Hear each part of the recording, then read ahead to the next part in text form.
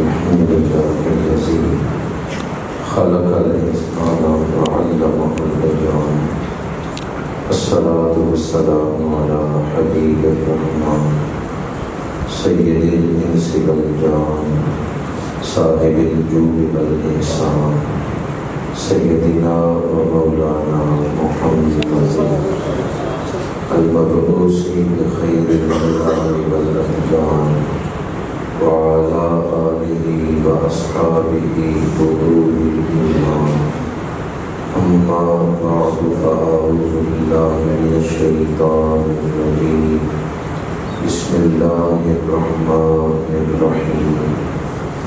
إن الذين آمنوا وعملوا الصالحات سيجعل لهم الرحمن ودا. صدق الله مولانا العظيم. إن الله وملائكته يصلون على النبي يا أيها الذين آمنوا صلوا عليه وسلموا تسليما.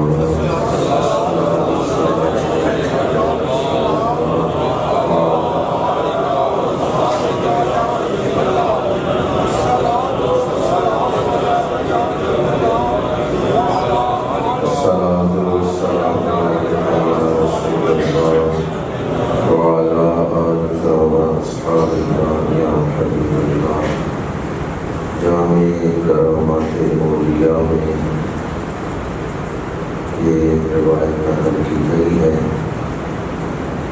کہ حضرت محمد ادریس رحمۃ اللہ تعالی علیہ صاحب بزرگ تھے.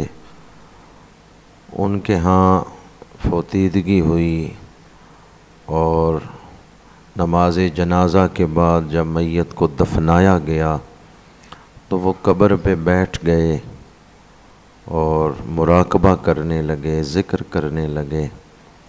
تو انہوں نے دیکھا کہ اس قبر میں تا حد نظر وسعت پیدا ہو گئی ہے اور جنتی نعمتیں اور تحفے یہاں لائے جا رہے ہیں. تو جو فرشتے وہ نعمتیں لا رہے تھے انہیں دیکھ کے حضرت محمد ادریس رحمۃ اللہ تعالیٰ علیہ کہتے ہیں میرے دل میں خواہش پیدا ہوئی اے کاش اللہ میری قبر کو بھی ایسا بنا دے. تو ایک فرشتے نے کہا یہ کوئی مشکل نہیں ہے، اگر تو بھی کثرت سے درود پڑھے تو تیری قبر بھی ایسے ہی روشن ہو. الصلاۃ والسلام علیک یا رسول اللہ وعلی آلک واصحابک یا حبیب اللہ. نوادر الاصول میں حکیم ترمذی رحمۃ اللہ تعالی علیہ انہوں نے یہ روایت نقل کی ہے کہ فجر کی نماز پڑھا کے میرے آقا کریم صحابہ کی طرف رخ انور کر کے تشریف فرما ہوئے تو آپ نے فرمایا گزشتہ رات میں نے خواب دیکھا میرا ایک امتی پل صراط پہ چڑھا ہے اور اس کا پیر لرزنے لگا، لڑکھنے لگا، پر وہ دنیا میں میرے اوپر درود پڑتا تھا. درود پاک کا نور آیا اور اس نے اسے سنبھال لیا. درود پاک کے نور نے اسے اٹھا کے جنت کے دروازے تک پہنچا دیا. الصلاۃ والسلام علیک یا رسول اللہ وعلی آلک واصحابک یا حبیب اللہ. جمعۃ المبارک کا دن یوم مشہود ہے. کثرت سے فرشتے نازل ہوتے ہیں، مساجد کے دروازوں پہ کھڑے ہوتے ہیں، اہل ایمان کی عبادت کی گواہی دیتے ہیں. اور جمعۃ المبارک کا دن کثرت سے درود پاک پڑھنے کا دن ہے. اس نیت سے ایک دفعہ درود پاک پڑھ دیں کہ ادھر ہم درود پاک پیش کر رہے ہیں اور ادھر حضور کی بارگاہ میں درود پہنچ رہا ہے. دور و نزدیک سے سننے والے وہ کان لالے کرامت پہ لاکھوں سلام. الصلاۃ والسلام علیک یا رسول اللہ وعلی آلک واصحابک یا حبیب اللہ. آج 7 ربیع الثانی ہے۔ اس مہینے میں حضور غوث اعظم شہنشاہ بغداد غوث الثقلین نجیب الطرفین سید الاولیاء مسند نشین بزم ولایت حجت الاسلام سیدنا غوث اعظم شیخ عبد القادر جیلانی قدس سرہ العزیز ورحمۃ اللہ تعالی علیہ، آپ کا وصال پاک ہوا۔ آج 7 ربیع الثانی ہے اور چند دنوں بعد بڑی 11ویں شریف کا اہتمام بھی ہے، تو اس لیے آج میں آپ کے سامنے حضور غوث اعظم کے حوالے سے ہی گفتگو کروں گا۔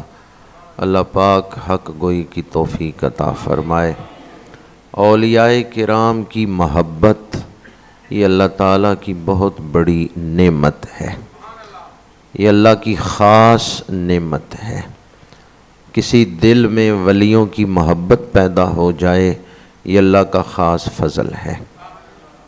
قرآن پاک کے جو الفاظ میں نے خطبہ کے دوران تلاوت کیے ہیں، ان میں اللہ پاک نے فرمایا ان الذین آمنوا وعملوا الصالحات سیجعل لہم الرحمن ودا، بے شک وہ لوگ جو ایمان لائے اور انہوں نے نیک اعمال کیے، ہم ان کے لیے محبت بنا دیں گے، یعنی ہم ایسے دل بنائیں گے جو ان سے محبت کرنے والے ہوں گے۔ سیجعل لہم الرحمن ودا، رحمان ان کے لیے محبت بنا دے گا، ان قریب ان کے لیے محبت کرنے والے دل اللہ بنا دے گا۔ تو یہاں جو لفظ رحمان آیا ہے، اس سے پتہ چلتا ہے کہ جس پر اللہ کی رحمت ہوتی ہے اس کے دل میں ولیوں کی محبت پیدا ہوتی ہے۔ ولیوں کی محبت اللہ کی رحمت ہے، ولیوں کی محبت اللہ کی رحمت۔ جس دل میں ولیوں کی محبت ہے گویا کہ اللہ تعالیٰ کی رحمت اس پہ ہو رہی۔ کوئی یہ نہ کہے کہ میں ولیوں سے محبت کرتا ہوں، ہم محبت نہیں کر سکتے جب تک اللہ رحمت نہ فرمائے۔ ان الذین آمنوا وعملوا الصالحات، یہ بندے کا عمل ہے، اس نے ایمان لایا، نیک اعمال کیے، یہ بندے کا عمل ہے۔ لیکن آگے جو بیان ہے سَيَجْعَلُ لَهُمُ الرَّحْمَنُ وُدًّا، یہ رحمان کا عمل ہے۔ دلوں میں محبت پیدا کرنا یہ کس کا عمل ہے؟ یہ رحمان کا عمل ہے۔ کون خط لکھ کے داتا صاحب کے مزار پہ لوگوں کو بلاتا ہے؟ اللہ نے لوگوں کے دلوں میں ان کی محبت کو پیدا فرما دیا ہے۔ سَيَجْعَلُ لَهُمُ الرَّحْمَنُ وُدًّا، لوگوں کے دلوں میں محبت کو پیدا کر دینا یہ رحمان کا عمل ہے۔ اور یہاں مضارعہ پر سین آیا ہے جو اسے مستقبل قریب کے معنی میں کر رہا ہے۔ سوفا آئے تو وہ مستقبل بعید کے معنی میں کرتا ہے، اور سین آئے مضارعہ پر تو مستقبل قریب کا معنی کہ ان قریب اللہ محبت پیدا فرمائے گا۔ اس کا کیا مطلب ہے؟ ہر مدعی ایمان یا ہر نیک عمل کرنے والا یہ نہ کہے کہ مجھے محبت کیوں نہیں مل رہی۔ قرآن کہتا ہے سَيَجْعَلُ، تم ثابت قدمی سے اس راستے پہ چلتے رہو، ان قریب اللہ تمہارے لیے محبت پیدا فرما دے گا۔ اس سے مطلب یہ ہے کہ جو ہی کوئی ایمان لائے فوراً محبت پیدا ہونے کا مطالبہ نہ کرے، بلکہ وہ ثابت قدمی سے اس راستے پہ چلتا رہے، اللہ ان قریب اپنی رحمت کا اظہار فرمائے گا۔ اولیاء اللہ کی محبت، اسے بعض بزرگوں نے جنت کی کنجی کہا ہے۔ حب درویشاں کلید جنت است، دشمن ایشاں سزائے لعنت است۔ جو اللہ والوں سے محبت کرتا ہے وہ اس طرح ہے گویا اس کو جنت کی کنجی مل گئی ہے. حب درویشاں کلید جنت است. بخاری شریف کی حدیث پاک ہے قیامت کے دن جو اہل ایمان بخشے گئے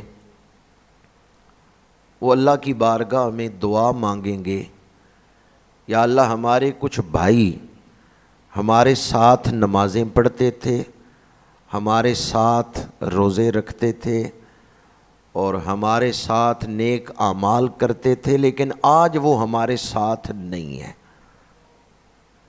وہ دوزخ میں چلے گئے. یا اللہ دنیا میں وہ ہمارے ساتھ تھے، آج بھی انہیں ہمارے ساتھ کر دے. حدیث پاک کے الفاظ ہیں اخواننا کانوا یصلون معنا ویصومون معنا ویعملون معنا. الہی ہمارے وہ بھائی جو ہمارے ساتھ نمازیں پڑھتے تھے، ہمارے ساتھ روزے رکھتے تھے، ہمارے ساتھ نیک عمل کرتے تھے، آج ہمارے ساتھ نہیں ہیں.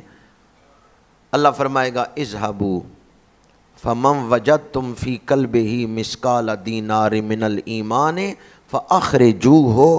جاؤ جا کے دوزخ میں دیکھو جس کے دل میں رائی کے دانے کے برابر بھی ایمان ہے، تم اسے دوزخ سے نکال کے لے آؤ. اللہ والوں سے کہا جائے گا جاؤ اپنے ساتھیوں کو دوزخ سے نکال لاؤ جس کے دل میں بھی ایمان ہے، رائی کے دانے کے برابر بھی ایمان ہے. پھر اہل اللہ شفاعت کریں گے، یا اللہ وہ بھی ہمارے ساتھ تھا، یا اللہ وہ بھی ہمارے ساتھ تھا. اللہ تعالیٰ ان کی شفاعت کو قبول فرمائے گا اور گناہ گاروں کو بخشش عطا فرما دے گا. اب یہاں ایک سوال ذہن میں پیدا ہوتا ہے کہ حدیث میں الفاظ ہیں کانوا یصلون معنا، یا اللہ وہ ہمارے ساتھ نمازیں پڑھتے تھے، اور ہم نے تو حضور غوث اعظم کے ساتھ نمازیں نہیں پڑھی، داتا صاحب کے ساتھ نمازیں نہیں پڑھی، روزے ان کے ساتھ نہیں رکھے. تو یہ تو ان کے لیے خوشخبری ہے نا جو ان کے ساتھ نمازیں پڑھتے تھے، جو ان کے ساتھ روزے رکھتے تھے. اس کی تشریح تو چلیں بعد میں آپ کے سامنے کرتا ہوں. پہلے یہ بات عرض کرنا چاہتا ہوں، نمازیں تو ہم بھی اکٹھے پڑھ رہے ہیں، ہم میں سے جو بخشا جائے وہ دوسروں کو یاد رکھے، وہ دوسروں کے لیے رب کی بارگاہ میں دعا کرے. جو بخشا جائے وہ دعا کرے یا اللہ فلاں بھی میرے ساتھ تھا، یا اللہ فلاں بھی میرے ساتھ تھا. اللہ تعالی ہمیں اپنے محبوب کا دامان شفاعت نصیب فرمائے.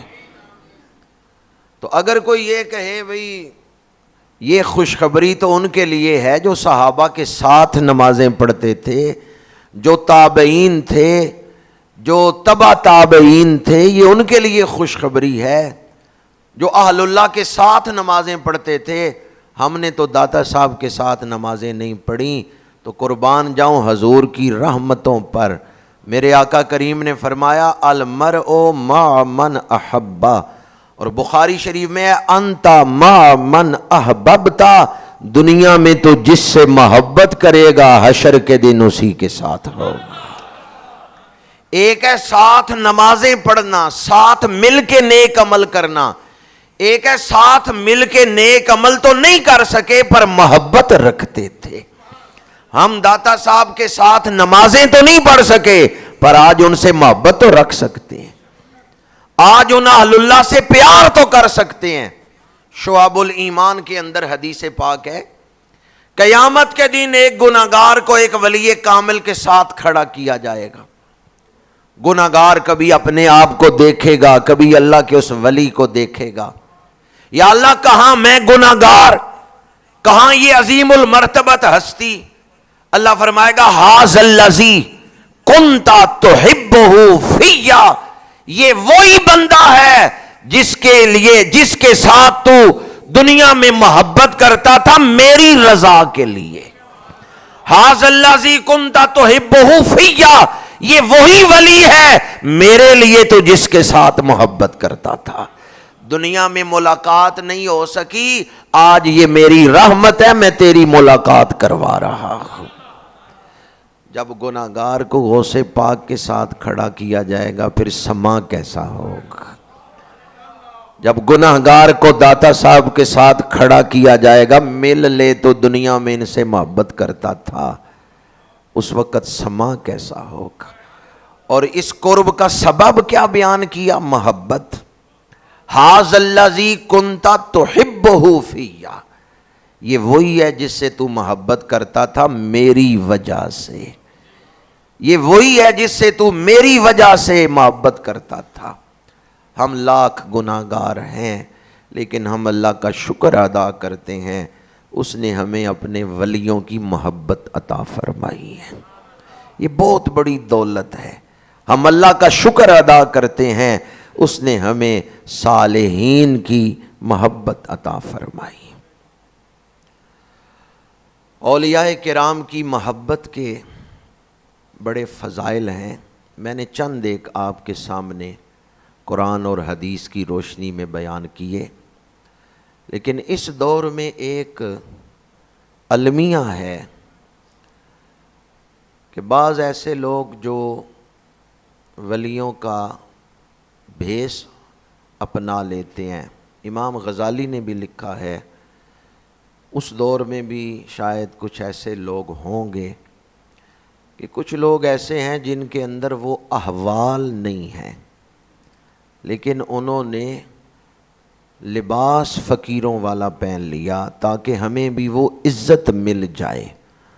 ان کا مقصد اللہ کا قرب نہیں ہے، آخرت نہیں ہے، یا محبت الہی نہیں ہے، ان کا مقصد دنیا کو حاصل کرنا ہی ہے۔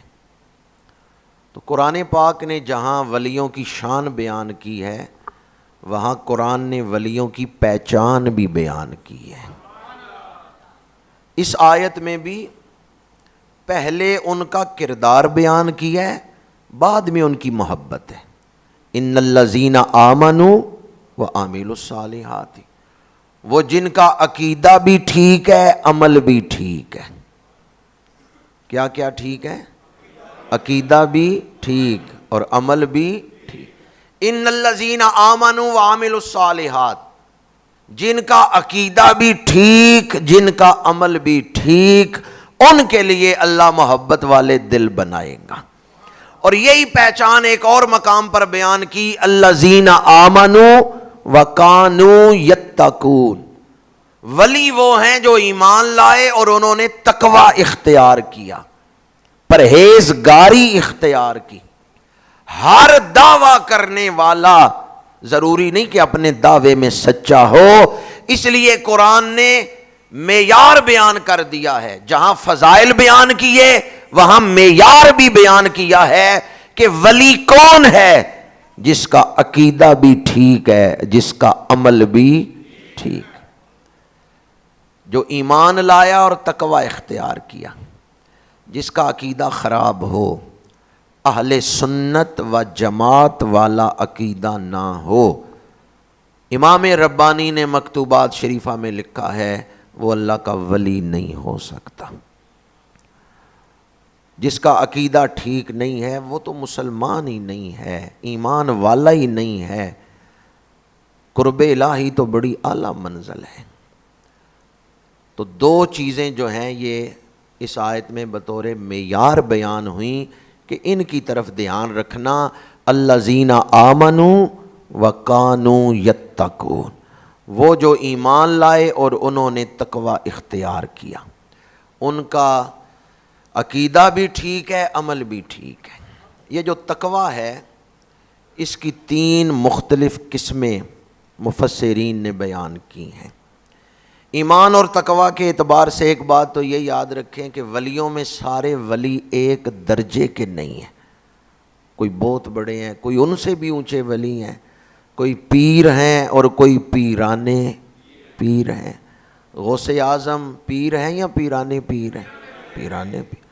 میں یہ نہیں کہتا شہنشاہ بغداد غوث ہیں، نہیں، میں یہ نہیں کہتا کہ شہنشاہ بغداد غوث ہیں، میں کہتا ہوں غوث ان کے دروازے کے نوکر ہیں۔ آپ صرف غوث نہیں بلکہ غوث اعظم ہیں. تجھ سے در در سے سگ، سگ سے ہے مجھ کو نسبت، میری گردن میں بھی ہے دور کا ڈورا تیرا. تو ولی سارے درجے میں برابر نہیں. فرق کی وجہ کیا ہے؟ چونکہ ولیوں میں دو چیزیں بنیادی طور پہ ہونا ضروری ہیں، ایمان اور تقوی. تو ایمان اور تقوی کا مقام ایک نہیں ہے. نفس ایمان میں سب برابر ہیں، لیکن کسی کا ایمان بہت اعلیٰ درجے کا ہے. کیا ہمارا ایمان صحابہ کے ایمان کے برابر ہو سکتا ہے؟ جو ایمان صحابہ کا تھا. نفس ایمان میں تو سارے اہل ایمان برابر ہیں، لیکن کمال ایمان، ایمان کا رتبہ، ایمان کا مقام، تو جس کا ایمان اعلیٰ درجے کا ہے اس کی ولایت بھی. اسی طرح تقوی میں بھی مقامات ہیں. تقوی بھی ایک درجے کا نہیں ہے. جس کا تقوی اعلیٰ ہے اس کی ولایت بھی اعلیٰ ہے. تقوی کی 3 اجمالاً قسمیں ہیں. ایک ہے کفر و شرک سے بچانا، اپنے آپ کو کفر و شرک سے دور کرنا، ایمان لانا. یہ تقوی کا پہلا مقام ہے. کفر چھوڑ دیا، شرک چھوڑ دیا، ضروریات دین کو اپنا لیا، یہ تقوی کا پہلا مقام ہے. اس سے آگے دوسرا مقام ہے کبیرہ صغیرہ گناہوں سے اپنے آپ کو بچانا. یہ تقوی کا دوسرا مقام ہے. تیسرا مقام ہر وہ چیز جو اللہ سے غافل کرے اسے چھوڑ دینا اور اللہ کی طرف رجوع کرنا، اللہ کی طرف متوجہ رہنا. ہر وہ چیز جو اللہ سے غافل کرے، جو اللہ سے غفلت میں مبتلا کرے، یہ تقوی کی اعلیٰ قسم ہے. یہ تقوی کی بلند ترین قسم ہے. پہلی صورت ہے کفر و شرک کو چھوڑ دینا اور بنیادی عقائد، ضروریات دین کو اپنا لینا. اور دوسری قسم ہے تقوی کی گناہوں سے اپنے آپ کو روک لینا. سارا دن گزر جائے اور بائیں کاندھے کے فرشتے نے ایک چیز بھی نہیں لکھی. کبھی رات سونے سے پہلے سوچیں آج بائیں کاندھے والے نے کیا کیا لکھا ہوگا. تقوی کا دوسرا مقام یہ ہے کہ سارا دن گزر گیا، بائیں کاندھے والے نے ایک گناہ بھی نہیں لکھا. بعض بزرگ ایسے بھی گزرے ہیں جب ان سے پوچھا گیا بندہ مرید کب ہو سکتا ہے، کب وہ اس لائق ہے کہ مرید بنے، انہوں نے فرمایا جب 20 سال گزر جائیں کہ بائیں کاندھے والا فرشتہ فارغ بیٹھا ہوا ہے، اس نے کوئی گناہ نہیں لکھا، تب تم مرید بن سکتے ہو. بہرحال اپنا اپنا میرٹ ہے، اپنا اپنا معیار ہے. تو تقوی کا دوسرا مقام یہ ہے کہ گناہوں سے اپنے آپ کو روک لینا، اور اگر کبھی کوئی گناہ ہو جائے تو اس پر قائم نہ رہنا، فوراً توبہ کر لینا، فوراً رجوع کر لینا. اور تیسرا مقام یہ ہے کہ کوئی غفلت والی چیز قریب نہ آنے دینا. ہر وہ چیز جو اللہ سے غافل کرے اسے چھوڑ دینا. یہ مقامات حاصل کرنے کے لیے، یہ رفیع مقام، بلند مقام حاصل کرنے کے لیے کچھ اصول ہیں جو انہیں اپنائے گا اس کے لیے یہ راستہ آسان ہو جائے گا. ان میں سے 2 چیزیں صرف آپ کے سامنے بیان کر رہا ہوں. جو ان 2 چیزوں کو اپنا لے گا اس کے لیے طریقت کا، قرب الہی کا یہ راستہ آسان ہو جائے گا. پہلی چیز عقل حلال اور دوسری چیز صدق مقال. رزق پاک ہو اور زبان و کردار میں سچائی ہو، صدق ہو. کتنی چیزیں میں نے بیان کی ہیں. بعض صوفیاء کہتے ہیں یہ روح کے 2 پر ہیں جن سے روح قرب الہی کی طرف سفر کرتی ہے. یہ 2 پر ہیں، عقل حلال اور صدق مقال. رزق حلال ہو اور زبان میں بھی سچائی ہو، کردار میں بھی سچائی ہو. رزق حلال اور سچائی، یہ دو چیزیں جو اپنا لے اس کے لیے یہ طریقت کا راستہ آسان ہو جائے گا۔ پہلی چیز کون سی ہے؟ حدیث پاک ہے، وہ جسم جنت میں نہیں جائے گا جسے حرام رزق کھلایا گیا۔ وہ جسم جنت میں نہیں جائے گا جسے حرام رزق سے پروان چڑھایا گیا۔ اور ایک حدیث پاک میں ہے کہ بندہ سفر کر کے آ رہا ہو، لباس سفر کی وجہ سے پھٹا ہوا ہو، بوسیدہ ہو، چہرہ گرد آلود ہو، اور بندہ بھوکا پیاسا بھی ہو، پھر وہ ہاتھ پھیلا کے رو رو کے دعا کر رہا ہو۔ اب یہ ساری چیزیں قبولیت والے اسباب ہیں، مسافر بھی ہے، بھوکا پیاسا بھی ہے، اور لباس بھی پھٹا ہوا ہے، چہرے پہ بھی گرد ہے، مسکینی کی حالت میں ہاتھ پھیلا کے دعا مانگ رہا ہے، لیکن اس کے پیٹ میں رزق حرام ہے، تو فرمایا اس کی دعا قبول نہیں ہوگی۔ رزق حرام قبولیت کے دروازے بند کروا دیتا ہے، تو رزق حلال قبولیت کے دروازے کھلوا دیتا ہے۔ اسی لیے مولانا روم نے لکھا ہے، علم و حکمت زائد از عقل حلال، عشق و رقت زائد از عقل حلال۔ عقل بھی بڑھتی ہے، علم بھی بڑھتا ہے جب تیرے اندر رزق حلال آئے گا۔ عشق و رقت زائد از عقل حلال، تیرا عشق بھی بڑھے گا، تیرے اندر نرمی بھی پیدا ہوگی، رقت بھی بڑھ جائے گی اگر تیرے اندر رزق حلال جائے گا۔ اور پھر فرماتے ہیں، چو از تو حسد بینی دوام، جہل و غفلت از آرا داں حرام۔ اگر تو یہ دیکھے کہ تیرے اندر ہمیشہ حسد ہی پیدا ہوتا ہے اور تیری طبیعت غفلت کی طرف مائل رہتی ہے، تو سوچ کہیں تو نے حرام رزق تو نہیں استعمال کیا۔ جہل و غفلت زائد آرا داں حرام، اگر تیرے اندر جہالت پیدا ہو رہی ہے، غفلت بڑھ رہی ہے، تو تو نے کوئی حرام کا لقمہ استعمال کیا ہے جس کی وجہ سے تیرے اندر یہ غفلت بڑھ رہی ہے۔ بعض اوقات ایسا ہوتا ہے کہ پیسے حلال ہیں لیکن جہاں سے چیز خریدی ہے اس نے آپ کو حرام دے دیا۔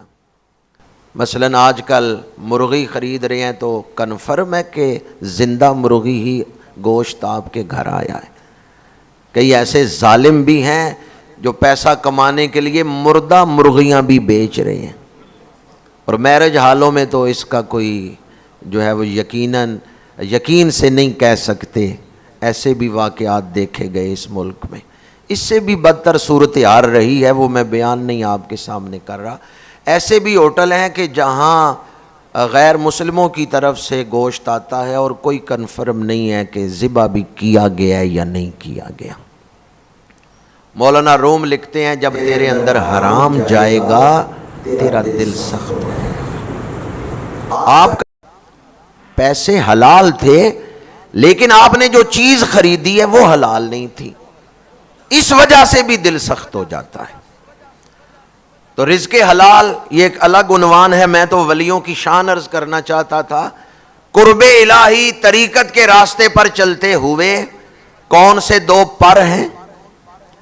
عقل حلال اور صدق مقال، بات کی سچائی اور رزق کا حلال ہونا۔ حضور غوث اعظم کے والدین، ان دونوں میں یہ چیزیں اعلیٰ درجے میں نظر آتی ہیں۔ آپ کے والد گرامی سفر کر رہے ہیں، بھوک لگی ہے، کھانا نہیں ہے، دریا کے کنارے، نہر کے کنارے چل رہے ہیں، دیکھا ایک سیب تیرتا ہوا آ رہا ہے، اٹھا کے کھا لیا۔ پھر خیال آیا پتہ نہیں اس کا مالک کون تھا، میں نے بغیر اجازت کے ہی سیب کھا لیا ہے۔ یہ خیال کسے آتا ہے کہ میں نے کھا لیا ہے؟ یہ خیال ایمان والوں کو ہی آتا ہے۔ یہ خیال انہیں آتا ہے جن کا آخرت پر یقین ہے، یہ خیال انہیں آتا ہے جن کا حساب پر یقین ہے کہ قیامت کے دن میں نے کھائے پیے کا حساب بھی دینا ہے۔ روز نماز میں آپ پڑھتے ہیں یوم یقوم الحساب، جس دن حساب ہوگا اس دن بخشش فرما دینا۔ تو حضور غوث اعظم کے والد گرامی چل پڑے نہر کے کنارے کنارے، باغ آ گیا، پوچھا باغ کا مالک کون ہے؟ حضرت عبداللہ صومعی رحمت اللہ تعالیٰ علیہ سے ملاقات ہوئی، واقعہ سنایا، کہا آپ کے باغ کا سیب بغیر اجازت کے کھایا ہے؟ معاف کروانے آیا ہوں۔ انہوں نے کہا 1 سال مزدوری کرو پھر معافی دوں گا۔ انہوں نے کہا ٹھیک ہے، میں نے تو معاف کروانا ہے، مزدوری کر لوں گا۔ اب باغ میں مزدوری کر رہے ہیں تو حضرت عبداللہ صومعی جانچ گئے، نور فراست سے سمجھ گئے یہ اللہ کا ولی ہے۔ حسنی سید تھے، حضرت ابو صالح موسیٰ جنگی دوست، یہ والد ہیں حضرت غوث اعظم کے، حضرت ابو صالح موسیٰ جنگی دوست، یہ والد گرامی، اور نانا جان ہے حضرت عبداللہ صومعی۔ انہوں نے کہا مزدوری تو میرے باغ میں کر رہے ہو پر ایک اور شرط ہے۔ کہا وہ کون سی شرط ہے؟ میری بیٹی نابینی ہے، بہری ہے، گونگی ہے، اس سے شادی کر لو پھر معافی ملے گی۔ کہا ٹھیک ہے، میں نے تو وہ ایک سیب بغیر اجازت کے کھایا، اس کی معافی لینی ہے۔ نکاح ہو گیا، پر جب حجلہ عروسی میں گئے انہی قدموں پہ دوڑتے ہوئے واپس آئے۔ آپ کہتے تھے کہ میری بیٹی نابینی ہے، بہری ہے، گونگی ہے، وہاں تو ایک سالم الاعضاء خاتون بیٹھی ہے اور حسن و جمال کی پیکر بیٹھی ہوئی ہے۔ عبداللہ صومعی مسکرائے، فرمایا اندھی ہے، اس نے آج تک کسی نامحرم کے چہرے پہ نظر نہیں ڈالی، گونگی ہے، اس نے آج تک کسی نامحرم سے بات نہیں کی۔ یہ جو میں کہہ رہا تھا گونگی ہے، بہری ہے، لنگڑی ہے، یہ اس کے تقویٰ کی میں شان بیان کر رہا تھا۔ کبھی گناہ کی طرف قدم نہیں اٹھایا، سراپا تقویٰ ہے۔ جب ماں اور باپ ایسے تقویٰ والے تھے پھر گود میں غوث اعظم آئے ہیں۔ پہلی چیز تھی عقل حلال، تو حضور غوث اعظم کے والد گرامی کس لیے معافی مانگنے آئے؟ عقل حلال۔ اور دوسری چیز ہے صدق مقال۔ جب حضور غوث اعظم کو آپ کی والدہ نے پڑھنے کے لیے بغداد بھیجا ہے تو وصیت کیا کی ہے؟ جھوٹ نہیں بولنا، ہمیشہ سچ بولنا، حالات کیسے بھی ہوں سچ کا دامن نہ چھوڑنا، ہمیشہ سچ بولنا۔ یہ آپ کی والدہ نے آپ کو وصیت کی۔ تو جو 2 چیزیں میں نے آپ کے سامنے بیان کی تھیں طریقت کے راستے کے لیے کہ یہ مددگار ہیں، یہ بندہ اپنا لے تو راستہ آسان ہو جاتا ہے، ورنہ مشکل ہے کہ بندہ اس راستے پہ چل سکے۔ یہ دونوں چیزیں آپ کے والدین میں اعلیٰ درجے میں پائی جاتی تھی۔ جب آپ کے والد گرامی آئے تھے سیب معاف کروانے کے لیے، جوان تھے، اور جوانی میں عام طور پر لوگ ان باتوں کی اتنی پرواہ نہیں کرتے۔ عرب لوگ بھی کہتے تھے الشاب شعبۃ من الجنون، جسے ہم کہتے ہیں کہ جوانی دیوانی ہوتی ہے، پر جن پہ اللہ کا کرم ہوتا ہے نا، جن پہ اللہ کا کرم ہوتا ہے، جن پہ اللہ کی خاص رحمت ہوتی ہے، ان کی جوانی بھی قابل رشک ہوتی ہے، ان کی جوانی بھی خوبصورت ہوتی ہے۔ نوجوان بھی کثرت سے محفل میں بیٹھے ہوئے ہیں، اس لیے میں یہ بات بیان کر رہا ہوں، جوانی غوث اعظم نے بھی گزاری ہے، جوانی آپ ہی نہیں گزار رہے۔ بعض لوگ راستے سے ہٹانے کے لیے، گمراہ کرنے کے لیے کہہ دیتے ہیں بھی ابھی جوانی ہے، بڑھاپے میں جا کے توبہ کر لیں گے، یہ جوانی ہے تو جوانی میں اس طرح بھی کر سکتے ہیں، اس طرح بھی کر سکتے ہیں۔ نہ، جوانی زندگی کا سب سے خوبصورت عرصہ ہے۔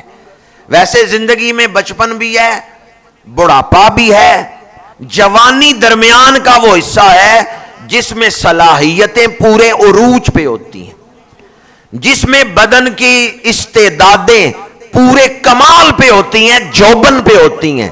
اس لیے جو کمائی آپ جوانی میں کر سکتے ہیں وہ بڑھاپے میں نہیں کر سکتے۔ یا اگر آپ چاہتے ہیں کہ میرا بڑھاپا خوبصورت گزرے تو جوانی کو تقوی کے ساتھ بسر کریں۔ اگر آپ چاہتے ہیں کہ بڑھاپے میں کبھی تہجد نہ بھی پڑھوں پر میرے نامہ اعمال میں تہجد کا ثواب لکھ دیا جائے تو جوانی میں تہجد شروع کر دیں۔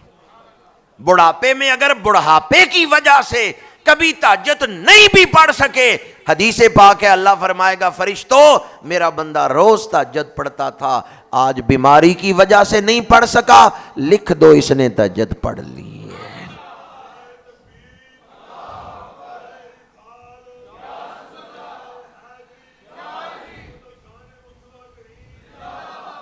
جوانی حضرت داتا صاحب نے بھی گزاری ہے، جوانی غوث پاک نے بھی گزاری ہے، جوانی حضرت مجدد الف ثانی نے بھی گزاری ہے، جوانی خواجہ معین الدین چشتی اجمیری نے بھی گزاری ہے، پر ان کی جوانی اتنی خوبصورت تھی، انہوں نے یوں تقوی کے ساتھ جوانی گزاری ہے کہ ان کی ولایت کی برکت سے لاکھوں لوگوں کی زندگیاں سنور گئی ہیں۔ انہوں نے نہ صرف اپنی زندگی سنواری ہے بلکہ لاکھوں کی زندگی سنوار دی ہے۔ اور کچھ ایسے گمراہ ہوتے ہیں کہ نہ صرف یہ کہ خود گمراہ ہوتے ہیں، وہ دوسروں کو بھی گمراہ کر دیتے ہیں۔ اور کچھ ایسی ہستیاں ہیں کہ جنہوں نے نہ صرف یہ کہ اپنے آپ کو جنتی بنایا، دوسروں کو بھی جنتی بنا دیا۔ آج ہم جس ہستی کا ذکر کر رہے ہیں انہوں نے زندگی دوسروں کی اصلاح کے لیے گزاری ہے، لوگوں کو غفلت سے نکالنے کے لیے گزاری ہے۔ 91 سال ظاہری عمر پاک ہوئی ہے حضور غوث اعظم کی، 90 سال کی عمر میں بھی آپ حدیث پڑھا رہے ہیں، اسباق پڑھا رہے ہیں، واعظ فرما رہے ہیں، لوگوں کو ہدایت کی طرف بلا رہے ہیں۔ 91 سال عمر پاک ہوئی ہے حضور غوث اعظم کی، اور 90 سال کی عمر میں جا کے یہ نہیں فرمایا کہ بس میں اب بوڑھا ہو گیا ہوں اب میں کچھ نہیں کر سکتا، بلکہ آپ نے اس وقت بھی تبلیغ جاری رکھی، لوگوں کو غفلت سے نکالتے رہے، بلکہ ان کی توجہ تو آج بھی غفلت سے نکال رہی، ان کی روحانیت کی برکات سے آج بھی لوگ نفع حاصل کر رہے ہیں۔ تو کچھ ہستیاں تاریخ میں ایسی گزری ہیں جنہوں نے زندگی گزاری حضور کی امت کو غفلت سے نکالنے کے لیے، دوسروں کو تقوی کے راستے پہ چلانے کے لیے۔ ان کا اپنا تقوی کس مقام پہ ہوگا کہ جو دوسروں کو متقی بنا دیتے ہیں۔ ایک ہوتا ہے 100 واٹ کا بلب، ایک ہے 1000 واٹ کا بلب۔ جو 100 واٹ کا بلب ہے وہ ایک کمرے کو روشن کر رہا ہے، جو 1000 واٹ کا ہے وہ ایک حال کو روشن کر دیتا ہے۔ کوئی اس سے بھی بڑی فوگ لائٹیں ہیں وہ پورے گراؤنڈ کو رات کے وقت روشن کر دیتی ہیں۔ تو سب لائٹوں کی روشنی ایک جیسی نہیں۔ کوئی مومن ایسا ہے جس کے تقوی کی برکت سے صرف اس کا اپنا گھر وہ روشن ہوتا ہے، کوئی ایسا ہے جس کے تقوی کی برکت سے شہر روشن ہوتا ہے، اور کوئی ایسے ہیں بیٹھے بغداد میں ہیں دنیا روشن ہو رہی ہے، بیٹھے لاہور میں ہیں روشنی دنیا میں پھیل رہی ہے۔ حضور غوث اعظم فرماتے ہیں نظر تو الی بلاد اللہ جمعا کخردلۃ علی حکم اتصالی۔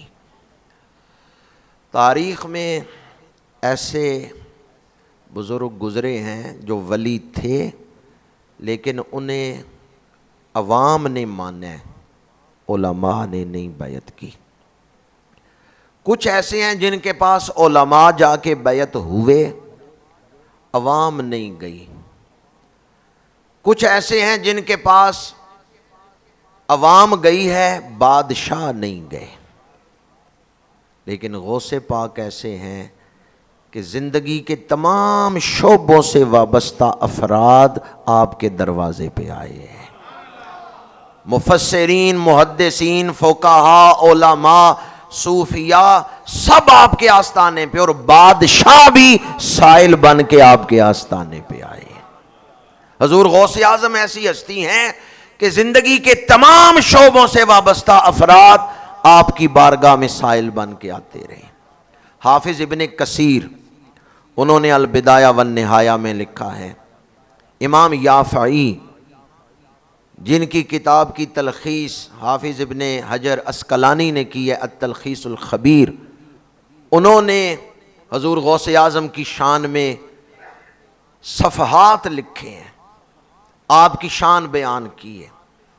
اور سیار و اعلام النبلاء کے اندر امام ذہبی نے یہ بات لکھی ہے۔ ابن عبدالسلام شافعی بہت بڑے شافعی محقق ہیں، اور دنیا بھر میں علماء ان کی بات کو توجہ سے سنتے ہیں، توجہ سے دیکھتے ہیں، رد نہیں کرتے، یہ اتنی بڑی ہستی ہیں۔ ان سب بزرگوں نے یہ فرمایا ہے، حافظ ابن کثیر ہوں یا امام ذہبی ہوں یا امام یافعی ہوں یا امام ابن قدامہ حنبلی مکی ہوں، ان سب نے یہ فرمایا ہے کہ اتنے تواتر سے کسی کی کرامات نہیں بیان ہوئیں جتنے تواتر سے غوث اعظم کی کرامات کو ثابت کیا گیا ہے۔ کسی کی کرامات اتنے تواتر سے بیان میں نہیں آئی۔